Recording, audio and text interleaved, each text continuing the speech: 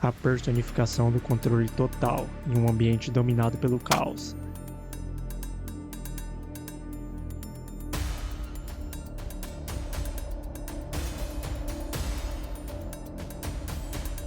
Um homem com um nível incomum de controle emocional, que dificilmente levanta a voz ou reage de forma exagerada. Frank Lucas é um homem que aprendeu que para sobreviver em um ambiente hostil, cercado por crime e poder, é necessário silêncio, paciência e observação. Este é um indivíduo que pode ser considerado por muitos como um exemplo de disciplina, controle e estratégia. Mas nesse vídeo, vamos abordar de forma profunda, analítica e até filosófica este personagem, e entender cenas como esta e o que ela representa. Frank Lucas não surge como um gangster comum. Ele nasce na margem do sistema, observa em silêncio e aprende que naquele mundo, quem cria as regras jamais se submeteria a elas. Enquanto trabalha para Bump, um dos maiores, se não o maior chefe do crime na época, no Harlem, Nova York, ele aprende. E antes de comandar qualquer coisa, ele passa anos olhando, absorvendo regras invisíveis e entendendo hierarquias, decifrando como o poder realmente circula.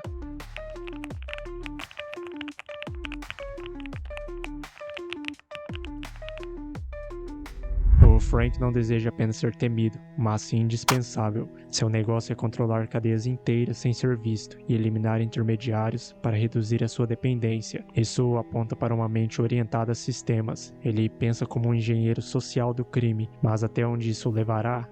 Enquanto outros criminosos buscam respeito através do medo ou da ostentação, Frank escolheu a invisibilidade. Diferente do estereótipo do criminoso caótico, ele possui um código moral interno, rejeita a ostentação, valoriza a família e a lealdade, e despreza traidores e exibicionistas. Isso revela uma estrutura psicológica onde ele não toma posição de vilão, mas de um homem que apenas joga o jogo com mais inteligência. Para Frank, o erro não é o crime, mas a falta de disciplina. Mas será que ele conseguirá manter essa realidade por muito tempo? Eu não dava a mínima pra polícia na época e não dou a mínima pra polícia agora. Porra! Ele se veste como um homem comum, anda entre milionários sem parecer um deles e constrói o seu império como quem monta uma engrenagem, peça por peça, sem ruído. Seu diferencial não é a brutalidade, mas a lógica, exceto em momentos específicos, com inimigos ou aqueles que lhe desrespeitam. Como quando seu irmão, em seu casamento, age de forma barulhenta, chamativa e deselegante, algo que ele não tolera.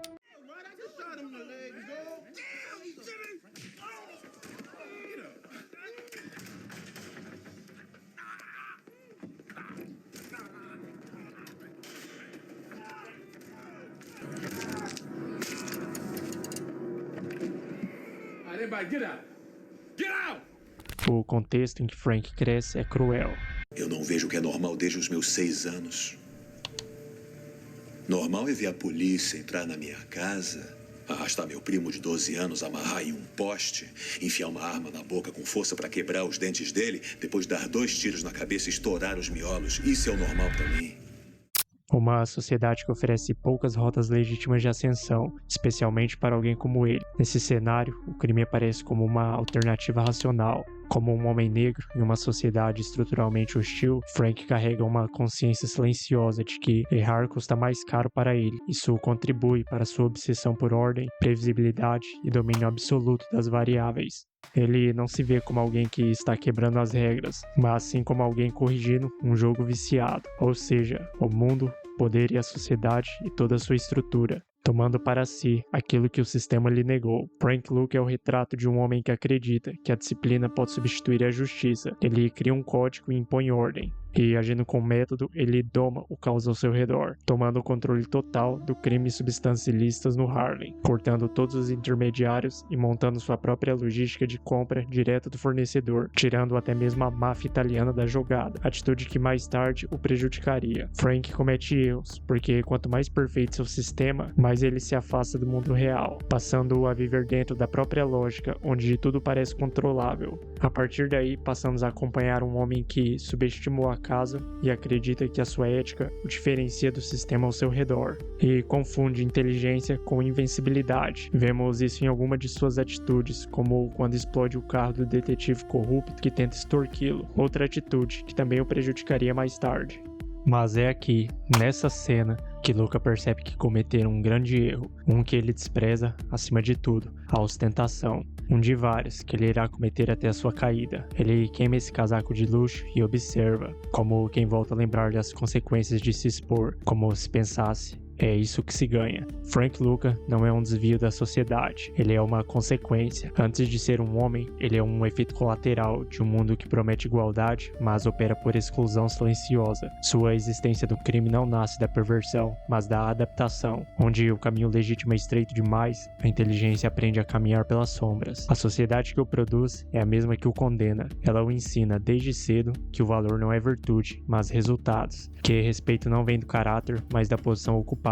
E Frank apenas leva essa lição até o fim. Ele compreende que quem controla fluxos de dinheiro, de mercadoria e do medo, controla também o destino dos homens e decide jogar segundo essa lógica e por coerência. Filosoficamente falando, Frank é um espelho incômodo. Ele revela que o crime organizado não é o oposto da ordem social, mas a sua versão crua, despida de retórica moral. O mesmo mundo que idolatra a eficiência, produtividade e a hierarquia se horroriza quando esses valores são aplicados fora do verniz da legalidade. Frank não inventa essas regras, ele apenas pratica essa hipocrisia.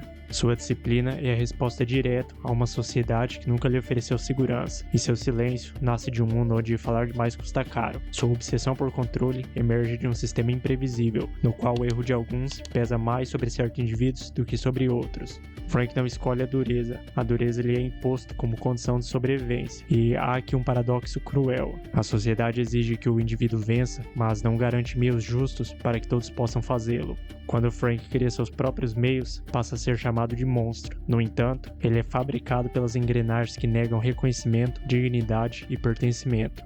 Portanto, nosso personagem de hoje é uma pergunta viva: até que ponto o homem é culpado por se tornar aquilo que o mundo recompensa em silêncio? E no fim, a tragédia de Frank não está em ter desafiado a sociedade, mas em tê-la compreendido cedo demais. Ele percebeu que o jogo não era justo, e ao jogar melhor que todos, revelou uma verdade que o mundo prefere não encarar. Às vezes, o maior crime é o próprio sistema que exige vencedores a qualquer custo.